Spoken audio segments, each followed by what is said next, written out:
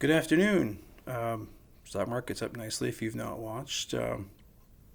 The S&P is up over 9%, probably one of the biggest gains percentage-wise ever. I don't know how much you've been watching, but it's been quite the ride. Anyway, before I get started, your simulation, I don't know if they're still doing it or not, will be done April 7th or 5th or something like that. So I will check that and probably try to get a link to you to look at it and all that. Okay. Hope everybody's doing well.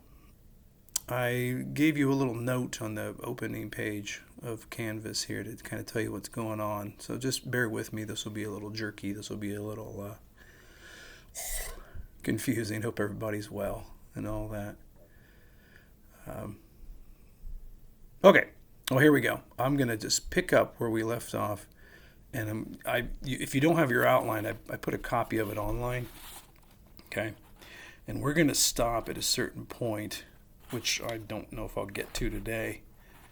I'm going to just kind of take this kind of slowly. But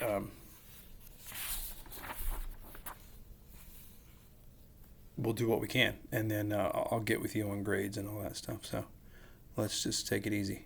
All right. So first thing we've got here. We finished up with diminishing margin utility, sort of, but I want to go back over something real quick. If you guys remember this was when, let me think here. Let's see, 7th hour was Cade, and 3rd hour it was, somebody help me out, I forget who it was. And then 1st hour was, I don't remember that either, sorry. All I know is this is the one that went to the Peace Corps. And they went and they lost a bunch of weight, and they came back with the loincloth and all that stuff, and ate their favorite food. And we talked about how utility dropped as they kept using it.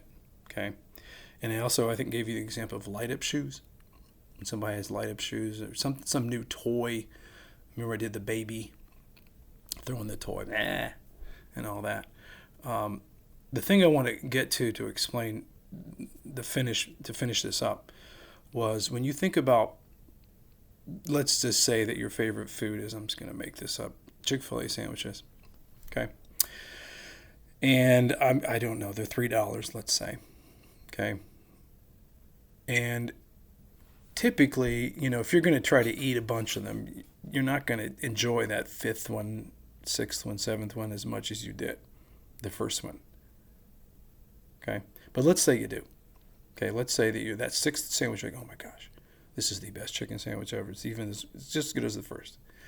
You're going to pay $3 every single sandwich because it's worth it to you. Now, what are the odds that's true?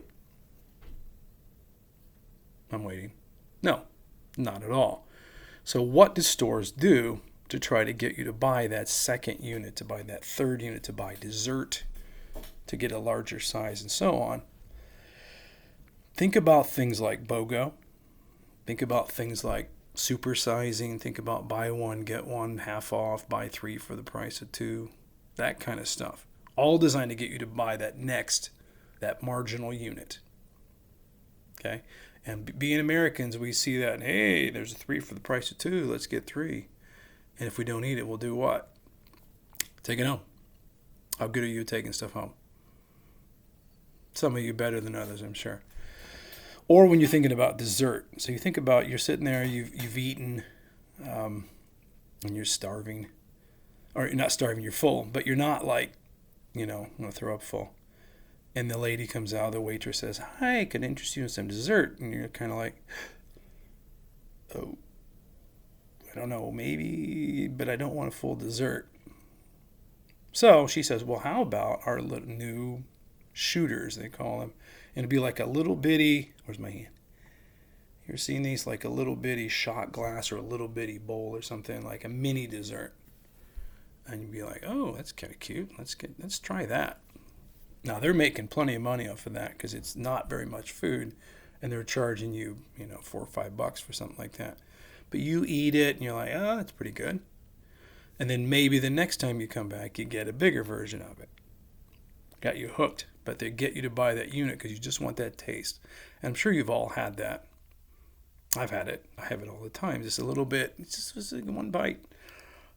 But anyway, that's the point of margin utility. It allows that, if your margin utility, if you get sick of stuff quickly, they have to put more stuff on sale. If you don't, think about something like a Lexus or boring, high quality pants or something. They're not gonna put stuff on sale because they don't have to, because you'll buy it either way. And you don't get tired of it, it doesn't wear out, and things like that. So, okay. All right, we move on then to the next page, or the next part of the page where it says elasticity. So you've got that definition there. Basically, the idea here is when price changes on something, how much, if at all, does somebody's behavior change? If you go to get gas, one of the few remaining places you can go, and you see the price that says, I don't know what it is, $1.89, and you go up to the pump and the pump says $1.90, are you going to drive off and say, nope, I'm not going to drive anymore? No, you simply pay it. But if it says $1.89 and you pull up and the pump says $4, then you're probably going to be like, wait a second here, I'm not going to do that. So your elasticity is different for a 1 cent price change than for a $2.11 price change. Okay?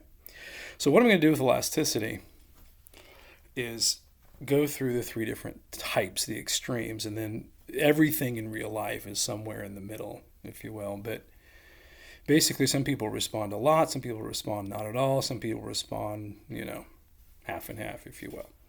So the first one, to the left of the stretchy guy's face, perfectly elastic demand. Okay, try to picture here, hang on a second.